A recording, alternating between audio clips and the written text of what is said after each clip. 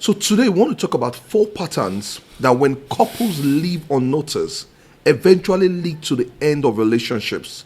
And I'm not talking about the big things like cheated on you or those kind of things, but I'm talking about subtle patterns that when they are left unnoticed, it eventually leads to the end of relationship. And if you're just joining us today, welcome to this marriage thing with the Daniels. I'm 𝐬𝐫 Daniels, and this is my lovely wife, 𝐬𝐵 Daniels.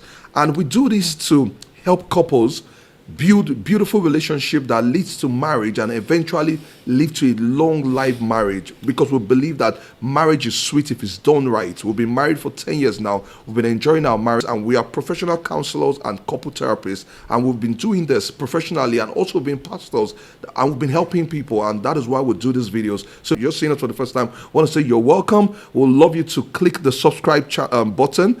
We'll subscribe to our channel, follow us on our various platforms, like this video, drop some comments. If all you want to say is thank you, be free to do it. It helps the algorithm see that this content is engaging and also allow other people to see it. We'll crave your indulgence, so please click the button right now. Thank you very much. So the first pattern is the give and take ideology in most relationship. And what this does is that you're keeping a tab or a track record or a scorecard of the things that your partner is doing. So here are just some examples you can look out for in your relationship to observe and ask, is my relationship operating on this ideology? And one of it is actually tracking chores and responsibilities. So where you're saying that I did the dishes today, you have to do it tomorrow, all of that. If you don't do it tomorrow, then I'm not going to do it. And so you have that kind of imbalance in your relationship. Another one is emotional investment. I've seen cases where one person says, oh, I'm not going to say I love you. And I'm like, why? Yeah, because he has not said I love you first. So it's a case of you have to say I love you first before I say I love you. And I'm like, it doesn't make sense. If you love someone, say you love someone. You guys are already in a relationship. Why are you waiting for the other person to say I love you? So another example is keeping tabs on apologies. Have you found yourself saying things like, when we had issues the last time, I was the one that apologized first. So because of that, we're having issues this time. You are the one that should apologize first.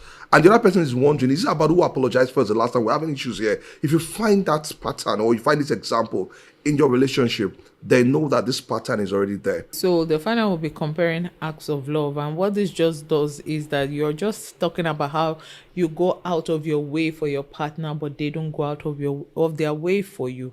Now, you need to also understand that relationship is not always 50-50. It's not mathematics. Sometimes 2 + 2 does not equal 4. So there are some times when one person is doing more than the other. It's normal. One person might just be having a tough time at work, or his business or her business. And because of that, they are not able to meet up to certain demands. And you as the partner, you have to step up. You have to show up and fill up those gaps. And so you might find yourself bringing in more than your partner, maybe like a 70% or 80%. So, but if you have this comparison of acts of love, it's going to create an imbalance. You're going to feel like you're doing so much more. But that is not what it is, because relationship is actually about selflessness. Okay, so we are going to move on to the things that you can do to help you move past this ideology so that you can actually have a relationship that will stand the test of time. All right. Okay, so the first thing that I think you can do is prioritize giving over tracking.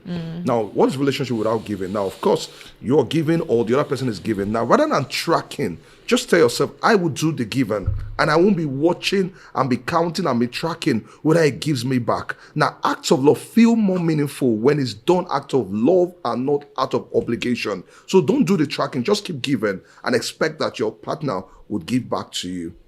Another thing is that voice your unmet needs. Don't keep it. And this is very common with us women. We always want our husbands or our partners, our male partners, to know what we're thinking. I know I used to do that a lot when I would just begin to carry a long face in the house and all of that. And why? Because I'm stressed. But I'm not voicing it. I'm not telling him that, oh, I need your assistance in the kitchen more often, or I need your assistance with the kids, or I need your assistance in this area or that area. I just assumed, that he should know. And so sometimes I'm carrying that long face, and he's wondering what is going on, but he's not going to say anything. He might ask me, and of course, typical answer, nothing. But there is something. So I had to learn to vocalize my needs. Don't just sit down and expect your partner to know what you want. So you don't feel like you're doing so much more. If you're overwhelmed, say you're overwhelmed. If you're tired, if you are the one that has been meeting up financially to the demands of the home, say it. That, look, this thing is stressing me financially. I don't think I can meet up. What can we do differently? And let it be a conversation you both have in order to be able to move past that. So one person does not feel like they are more at the end of just doing, and the other person isn't doing much. So another point is appreciate small gestures. So think about it. When you acknowledge your spouse, as little as, honey, thank you for dinner that you prepared, man, it really came out well. You see, when you do that, it reinforces positive behaviors. You see, a lot of times when somebody goes out of their way to do something and the partner, the other person doesn't appreciate it, it makes the person feel like the person just wasted his or her time. So just find ways to appreciate your partner. Only thank you for the way you're taking care of the children. Thank you for what you're doing to make our marriage better. I really appreciate, I see what you're doing. It goes a long way. And the final one, which I'm going to be saying, is that build a culture of generosity and also focus on the bigger picture. You might be in a season in your relationship where it feels like, okay, one person is doing much more than the other, right? Maybe one partner right now isn't as financially buoyant as the other. And so because of that, the other person has to do a lot more. Now, when I say focus on the bigger picture, what I'm saying is that, look beyond the current situation and imagine your relationship. In fact, let me even say marriage, your marriage getting better, because we have been there. We've been down that road and we have the certificates, for that season of our lives, Focus on the bigger picture. Yeah. Your marriage is not always going to be like that. Things are not going to be like, and just tell yourself that, look, there's going to come a time, especially maybe you're, as a woman, you are the one doing a lot more and all of that. And your husband isn't able to because of the current state of things financially with him. Look beyond where you are and tell yourself that, look, if the tides be turned and there's a reversal, this guy is actually going to meet up. I remember during those times, one of the things I told myself when my husband wasn't really, because I love gifts and all of that, and it wasn't really giving me all those things at that time. One of the things I had to tell myself, which helped me to focus on the bigger picture, was this guy is actually not a wicked guy. What I mean is that he cares about me. Yeah. If he really begins to have, he would take good care of me. And because I've seen him do the small stuff, so I knew that, look, I wasn't going to sweat the big one. I know that when money really begins to flow, it'll happen. And so when finances got better, I saw it. So I focused on the bigger picture, and it helped me to move beyond that season with ease. And that is also where the generosity comes, because relationship/marriage is really all about giving, selflessness. There's a lot of selfishness today. People get married with this, what is in it for me? And that is what first starts this kind of ideology where you are like, what is in it for me? If you don't do this, I'm out. You cannot do relationship or marriage well that way. You must focus on giving. What can I give to this relationship? Even if this person is not able to do this, as long as this person is not being wicked or abusive, for obvious reasons, this person is not able to meet up. Focus on giving. You just be that kind, generous person. Appreciate the little that is coming. And I'm telling you, over time, the tables will turn. Things will get better. Very, very true. So we're going to move to the second pattern that usually leads to the end of relationships, subtle patterns. And this pattern is called the silent saboteur. I'm talking about passive aggression. Have you ever been in a situation where you notice that your spouse is not acting like the way he or she acts? Hey, sweetheart, how you doing? I'm fine. Giving short answer. Hey, honey, what's up? Are you going out? No. Honey, let's go watch a movie. I don't feel like watching a movie. Or something like that. Or the person is just acting abnormally, giving you those short answers, those silence treatment. That's what we call passive aggression.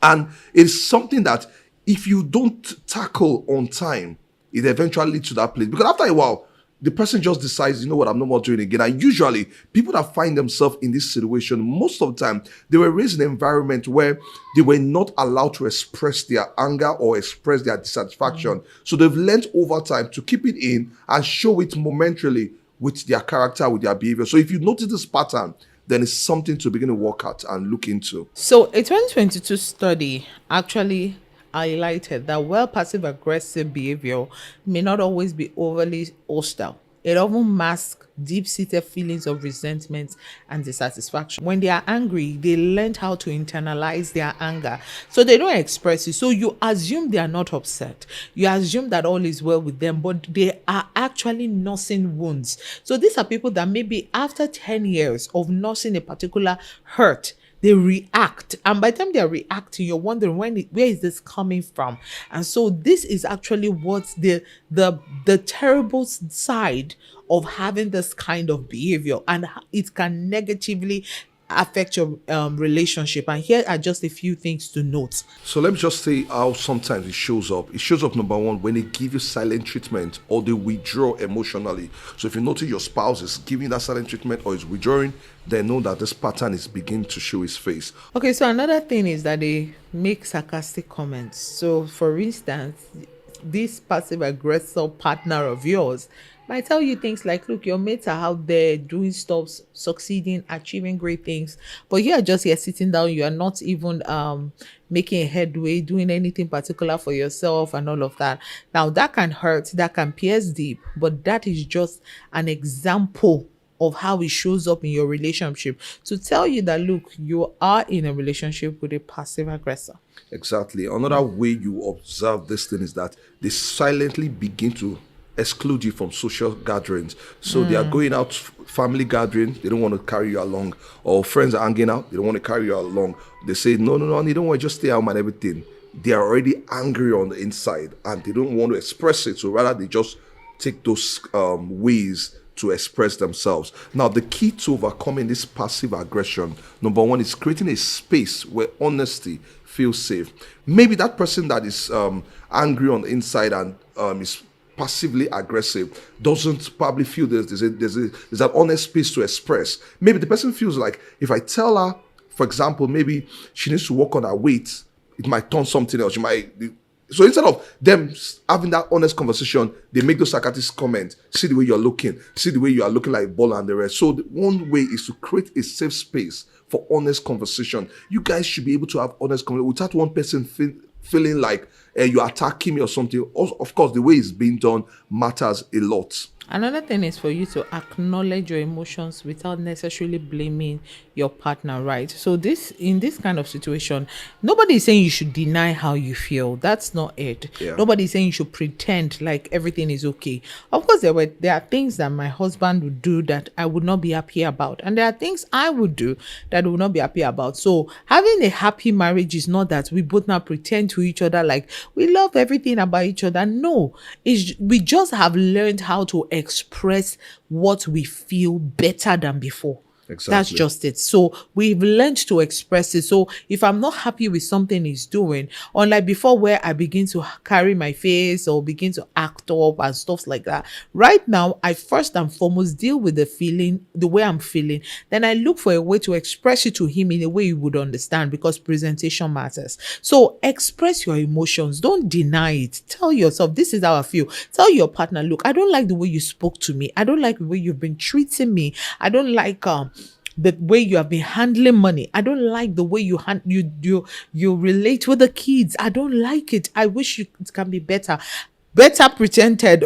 Not that you're shouting and raking, but you present it well. So when you do that, you are expressing your emotions, but you are not necessarily blaming the person, saying that, look, you are the reason why things are not working in this relationship. No, that is not going to work. So don't engage in the blame game, but express your emotions well. Very, very true. So what we're saying is that let it be a safe space, then also make sure that you're able to communicate it. Don't keep it on the inside. So watch these things and do what you need to do so that you don't find yourself wondering, what did I do that my relationship has suddenly come to an end? I hope you've learned a lot, and I hope that you've liked this video. If you've done it, if you like, please click the like button. If you have not subscribed, what are you waiting for? Click that subscribe button. And also, if you have need for counseling or premarital counseling, or as a couple you're having issues, or you want to spice up and make your relationship or your marriage better, feel free to reach out to us. As I said, we are professionals in this game. We have helped a lot of people, and we love doing it. So reach out to us. The email is going to be on the screen, or you can DM us, and we'll be glad to come in and help you. I hope you've been blessed, and if you've been, we want to say thank you very much for watching. Thank you, and we'll see you in the next video. Bye.